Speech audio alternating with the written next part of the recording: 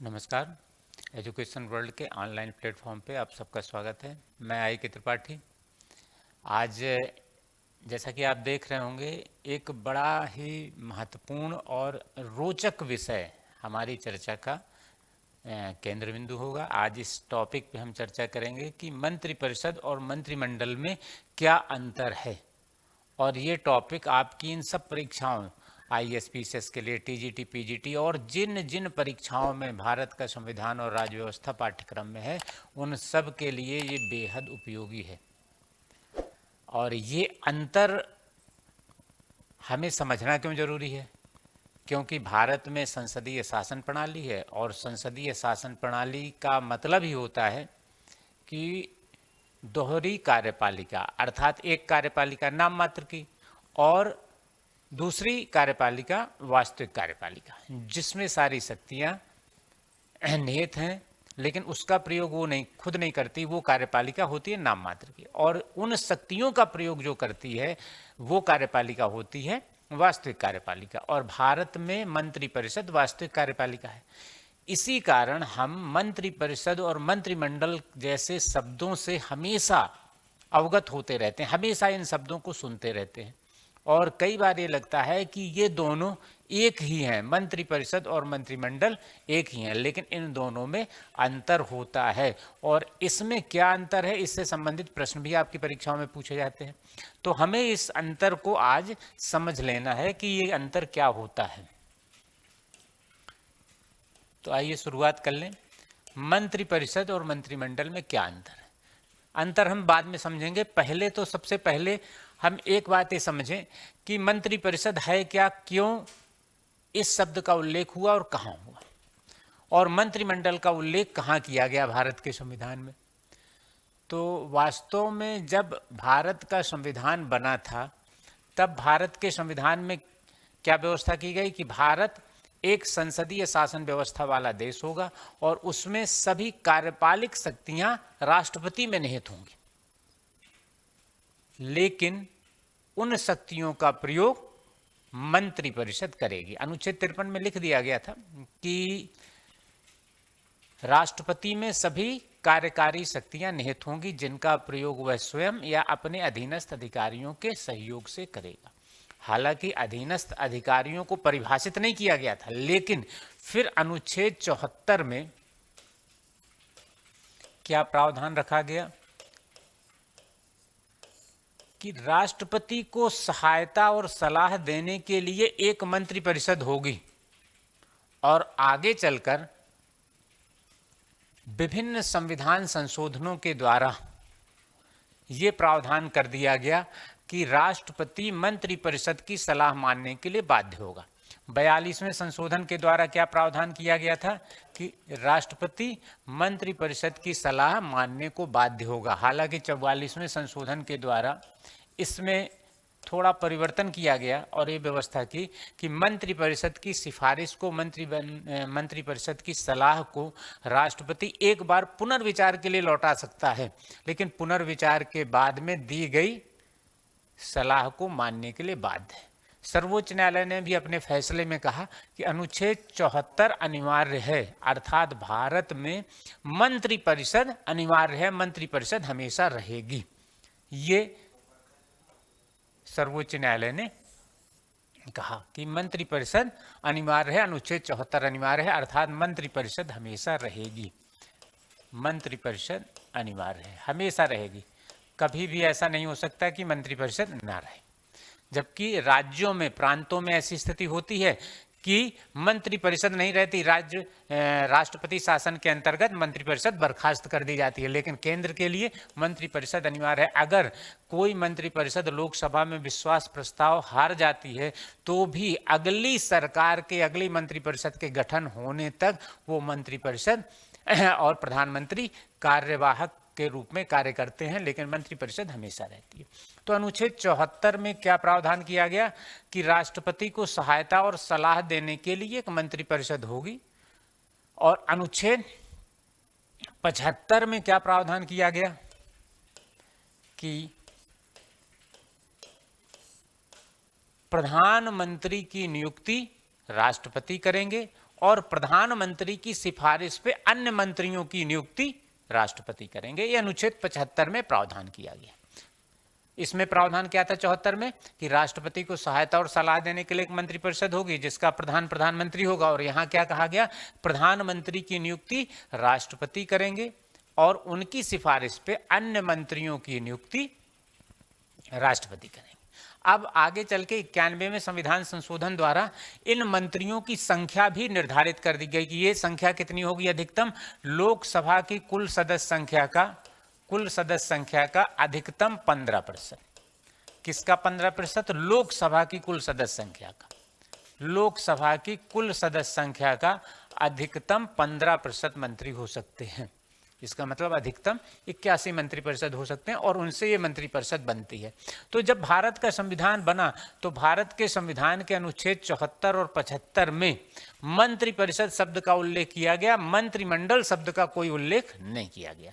अब स्थिति क्या है आगे देखें। ये मंत्रिपरिषद जो बनाई जाने लगी वो 4 स्तरीय होती थी।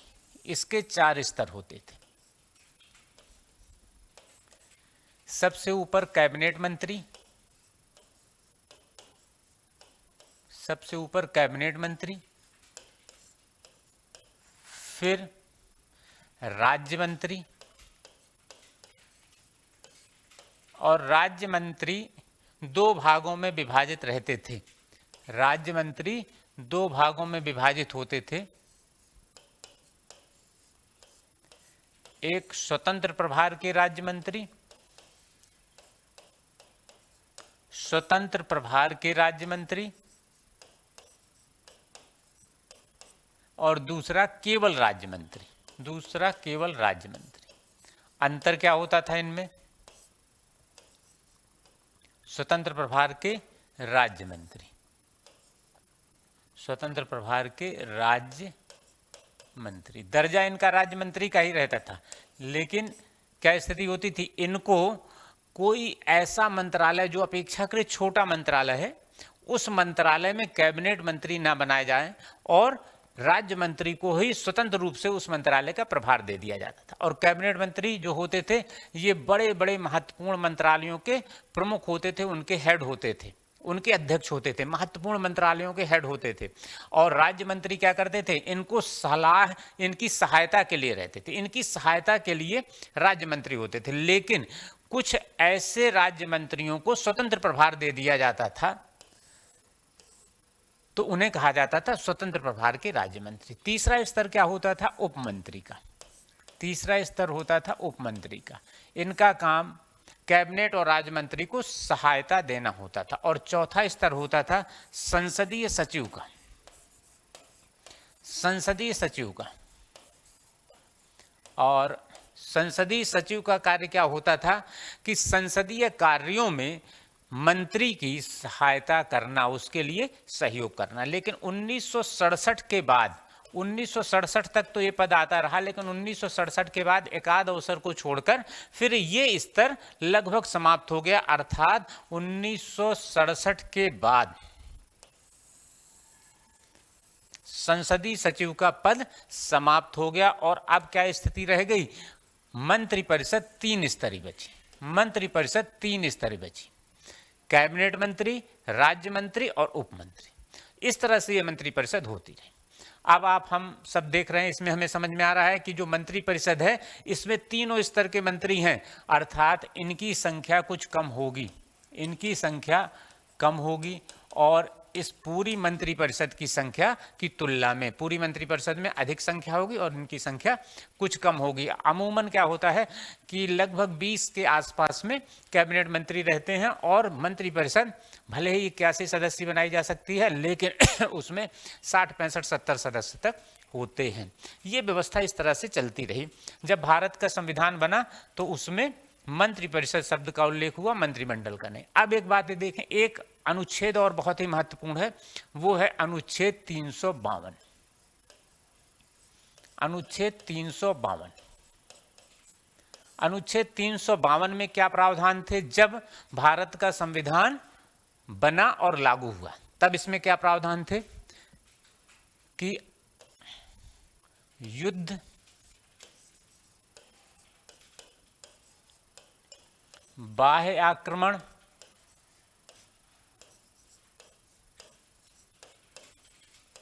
या आंतरिक अशांति के आधार पर, या आंतरिक अशांति के आधार पर भारत के राष्ट्रपति पूरे देश में अर्थात भारत के संपूर्ण राज्य क्षेत्र में या किसी एक क्षेत्र में या उसके किसी भाग में आपातकाल की घोषणा कर सकते हैं। ये व्यवस्था, ये प्रावधान कहाँ था?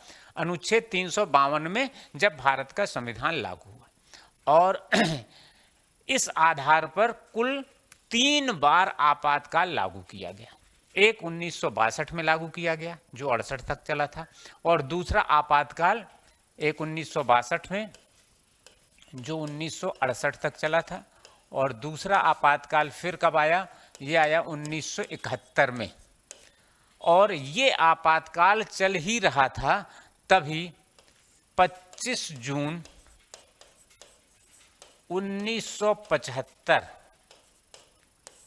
की रात में आंतरिक अशांति के आधार पर देश में आपातकाल लागू कर दिया गया। हम लोग इसको इमरजेंसी के रूप में, सामान्य भाषा में हम लोग हमेशा कहते हैं इमरजेंसी लगी थी 1975 में। इमरजेंसी तो ये भी थी, आपातकाल तो ये भी था 1971 का, और ये युद्ध के आधार पर लगाया गया था। 1971 में आपातकाल लगा था, लेकिन ये आपातकाल किस आधार पर लगाया गया? आंतरिक अशांति के आधार पर। और किस तरह से लगाया गया? ये किस तरह से लगाया गया? प्रधानमंत्री के कहने पर, प्रधानमंत्री के कहने पर राष्ट्रपति महोदय ने आपातकाल लागू कर दिया। आंतरिक अशांति के कारण, आंतरिक अशांति के आधार पर आपातकाल लागू कर दिया राष्ट्रपति महोदय ने, केवल प्रधानमंत्री के कहने। और फिर इसका परिणाम क्या हुआ? विपक्षी नेताओं को मीसा में अरेस्ट किया गया था। Maintenance of internal security act के अंतर्गत विपक्षी नेताओं को गिरफ्तार किया गया था, और वो काफी समय तक जेल में रहे। अब इसके बाद समय बीता, और जब समय बीता आगे स्थितियां क्या बदली?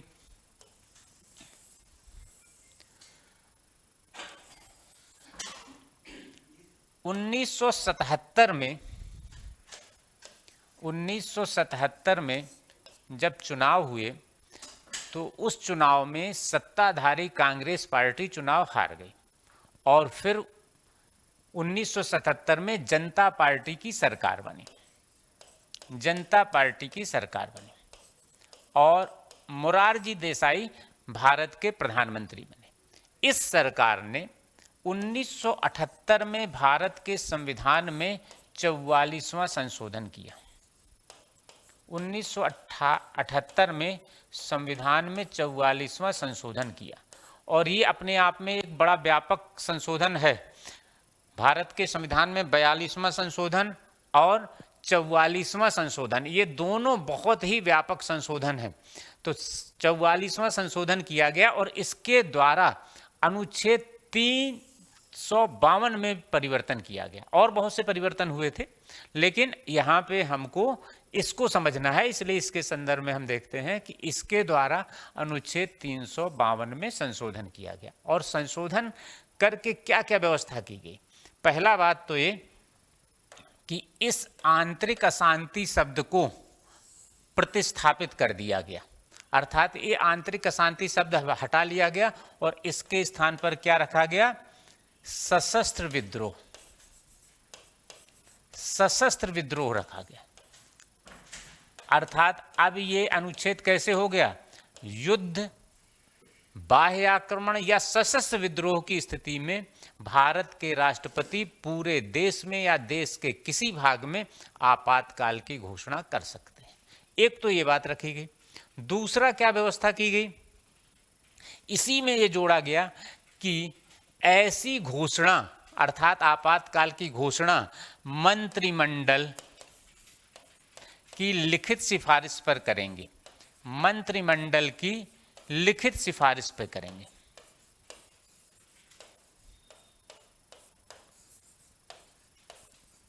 अर्थात केवल प्रधानमंत्री के कहने से ऐसे आपातकाल की घोषणा नहीं की जा सकेगी। वह आपातकाल की घोषणा जो होगी मंत्रिमंडल की सिफारिश पर होगी, और मंत्रिमंडल की मौखिक सिफारिश का कोई मतलब नहीं, मंत्रिमंडल की लिखित सिफारिश पे होगी। अब एक बात ये आई कि मंत्रिमंडल शब्द का उल्लेख यहाँ इसके द्वारा कर दिया गया, और अब मंत्रिमंडल को परिभाषित करना था। तो अनुच्छेद 352 3 में मंत्रिमंडल शब्द को परिभाषित कर दिया गया। और यहाँ क्या कहा गया मंत्रिमंडल के बारे में कि मंत्रिमंडल का अर्थ होगा अनुच्छेद 75 के अंतर्गत गठित मंत्रिपरिषद के प्रधानमंत्री और कैबिनेट मंत्रियों से बनने वाला समूह। अर्थात जो मंत्रिपरिषद अनुच्छेद 75 के अंतर्गत गठित की जा रही है उसमें प्रधानमंत्री और उसके कैबिनेट मंत्री, प्रधानमंत्री और उस मंत्रिपरिषद के कैबिनेट मंत्रियों से बनने वाला समूह, ये क्या कहलाएगा? ये कहलाएगा मंत्रिमंडल। प्रधानमंत्री और कैबिनेट मंत्रियों से बनने वाला समूह मंत्रिमंडल कहलाएगा। कैबिनेट मंत्रियों से बनने वाला समूह ये कहलाएगा मंत्रिमंडल। इसे कहेंगे मंत्रिमंडल, ये मंत्रिमंडल होगा। अर्थात मंत्रिमंडल शब्द का उल्लेख 44वें संविधान संशोधन के द्वारा किया गया और अनुच्छेद 352(3) में इसे परिभाषित कर दिया गया। इसका मतलब अब क्या होता है कि मंत्रिमंडल का अर्थ स्पष्ट रूप से हमने आपने समझ लिया कि इसका अर्थ होता है प्रधानमंत्री और कैबिनेट मंत्रियों का समूह, ये मंत्रिमंडल कहलाता है। अब हमें अंतर समझना है कि मंत्रिपरिषद और मंत्रिमंडल में क्या अंतर होता है। हम इधर मंत्रिपरिषद को देख लें और इधर मंत्रिमंडल को देख लें, क्या अंतर इन दोनों में होता है। जैसा कि हमने शुरू में ही पढ़ा, मंत्रिपरिषद शब्द का उल्लेख, इसका उल्लेख कहाँ किया गया? अनुच्छेद 74 और 75 में। अनुच्छेद 74 और 75 में, 74 में किया गया है, 75 को उसके साथ शामिल कर लेते हैं। अनुच्छेद 74 और 75 में किया गया। और मंत्रिमंडल शब्द का उल्लेख कहाँ किया गया? अनुच्छेद 352 में। अनुच्छेद 352 में किया गया पहली। दूसरा अंतर क्या है? इसका उल्लेख कहाँ था? मूल संविधान में था। मूल संविधान जो था उसमें इसका उल्लेख किया गया, मूल संविधान में उल्लेख। और इसमें कहाँ उल्लेख किया गया? 44वें संविधान संशोधन, 44वें संविधान संशोधन के द्वारा यह उल्लेख किया गया। और 44वें संविधान संशोधन 1978 के जो प्रावधान हैं वो प्रावधान 1979 में प्रभावी हुए थे। तो इसका उल्लेख 44वें संविधान संशोधन 1978 के द्वारा किया गया और ये सारे प्रावधान जो प्रभावी हुए 1979 में हुए। अब एक और अंतर देखें, वो क्या है? आकार का अंतर होता है। आकार, मंत्रिपरिषद का आकार कैसे होता है? बड़ा होता है। क्यों बड़ा होता है? क्योंकि इसमें तीनों स्तर के मंत्री रहते हैं, कैबिनेट मंत्री भी रहते हैं, राज्य मंत्री भी रहते हैं और उप मंत्री भी रहते हैं। जबकि मंत्रिमंडल का आकार क्या होता है? ये आकार इसका छोटा होता है। छोटा क्यों होता है? क्योंकि इसमें केवल कैबिनेट मंत्री रहते हैं, प्रधानमंत्री और कैबिनेट मंत्री। और आप एक बात ध्यान रखिएगा, प्रधानमंत्री एक कैबिनेट मंत्री ही होते हैं। आपसे कभी पूछा जा सकता है प्रधानमंत्री होते हैं, कैबिनेट मंत्री, राज्य मंत्री, उप मंत्री, इनमें से कोई नहीं, तो प्रधानमंत्री एक कैबिनेट मंत्री ही होते हैं। अब अगला अंतर देखें, इसका आकार बड़ा है, इसका आकार छोटा रहता है। अब अगली स्थिति क्या रहती है? संवैधानिक स्थिति क्या है? संवैधानिक स्थिति, संवैधानिक स्थिति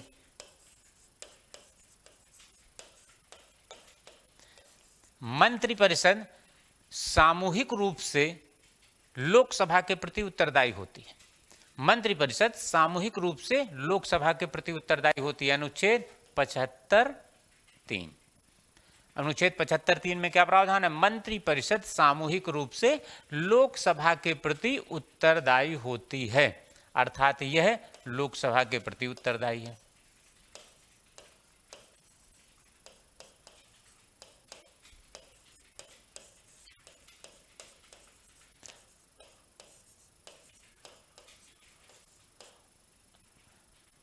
जैसे लोकसभा के प्रति उत्तरदायी है, इसका मतलब क्या होता है कि अगर लोकसभा चाहे तो मंत्रियों से प्रश्न पूछती है, मंत्रियों के खिलाफ निंदा प्रस्ताव लाती है, और अगर उसके बाद भी लोकसभा को ये लगता है कि मंत्री परिषद ठीक से कार्य नहीं कर रही है तो अविश्वास प्रस्ताव ला सकती है। और अविश्वास प्रस्ताव अगर पारित हो जाए तो उसका मतलब क्या होता है? मंत्रिपरिषद को त्यागपत्र देना होता है। तो अब आप देख लीजिए, उत्तरदायी कौन है? मंत्रिपरिषद है।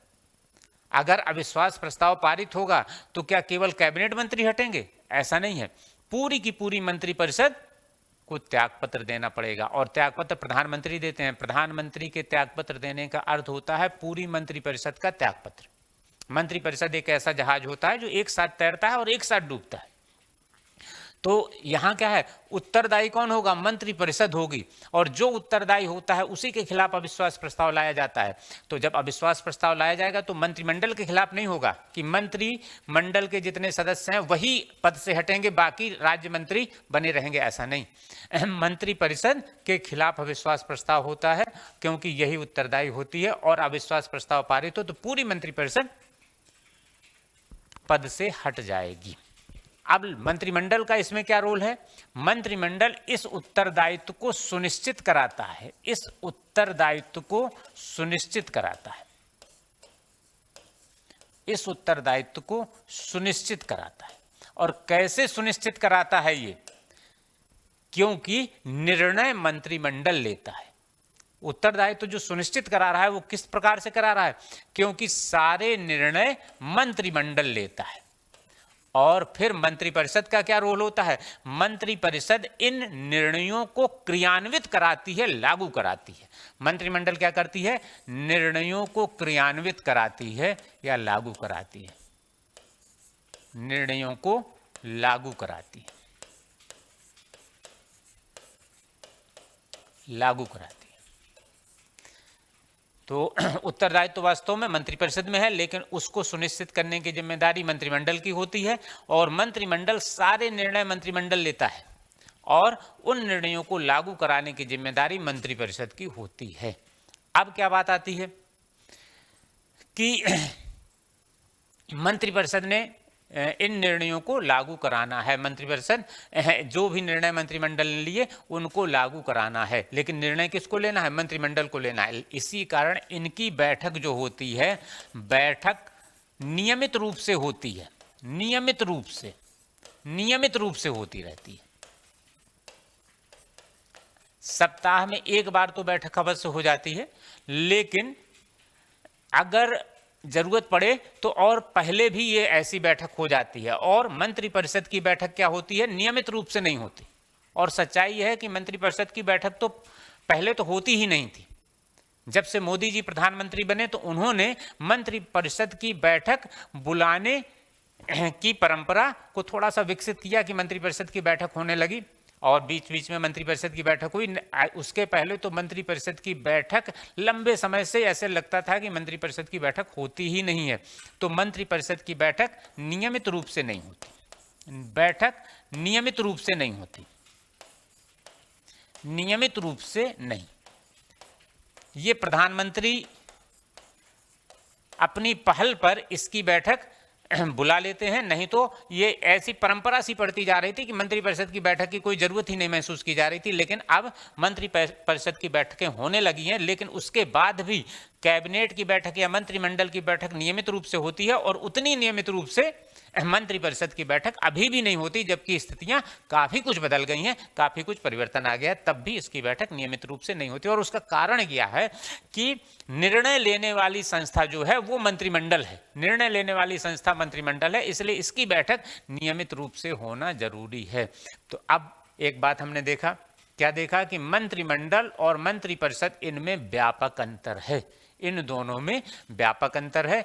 ये दोनों केवल शब्दों के अंतर नहीं दिखाई देते हैं, बल्कि दोनों की संरचना में अंतर है, इनके कार्यों में अंतर है, इनकी संवैधानिक स्थिति में अंतर है और उत्तरदायित्व के आधार पे भी यहाँ पे अंतर दिखाई दे रहा है।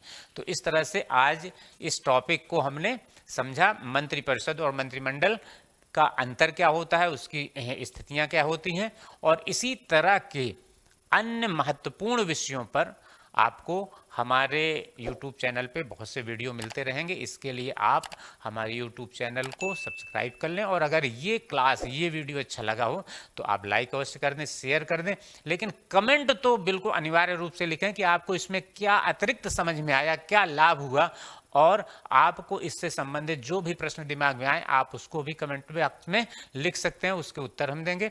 और हमारे ऐप को डाउनलोड कर लें, उसका लाभ आपको ये होगा कि इन सारी चीज़ों पे या इन सारे पाठ्यक्रमों पे जो हमारे टीजीटी, पीजीटी, आईएएस, पीसीएस और वनडे एग्जाम्स के हैं, उन पाठ्यक्रमों की जानकारी आपको मिल जाएगी और वो पाठ्यक्रम आप ज्वाइन कर सकते हैं, उनको परचेज करके अपनी परीक्षाओं की तैयारी कर सकते हैं।